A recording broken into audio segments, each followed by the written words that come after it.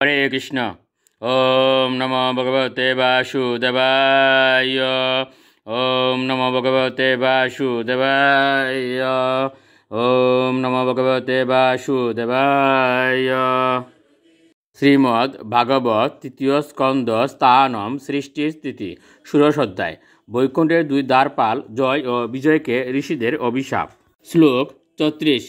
তয়ুরসুরয়ুরদ্য তেজসা ইয়ময়ুর ইব আক্ষিপ্তম তেজ এতর্হি ভগবানস্তদ বিদিৎসতি।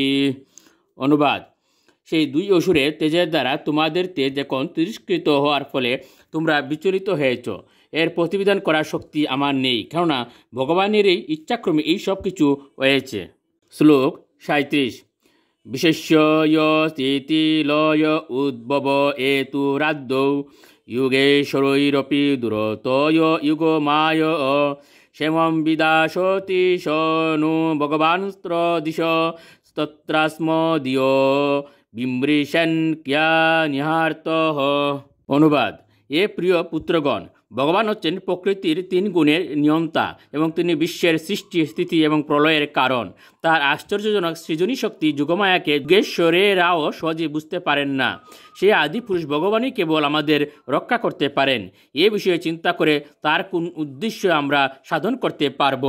ইতি শ্রীমদ্ ভাগবতের তৃতীয় স্কন্দের বৈকুণ্ঠের দুই দ্বারপাল জয় ও বিজয়কে ঋষিদের অভিশাপ নামক ষোড়শ অধ্যায়ের ভক্তিবেদান্ত তাৎপর্য। হরে কৃষ্ণ।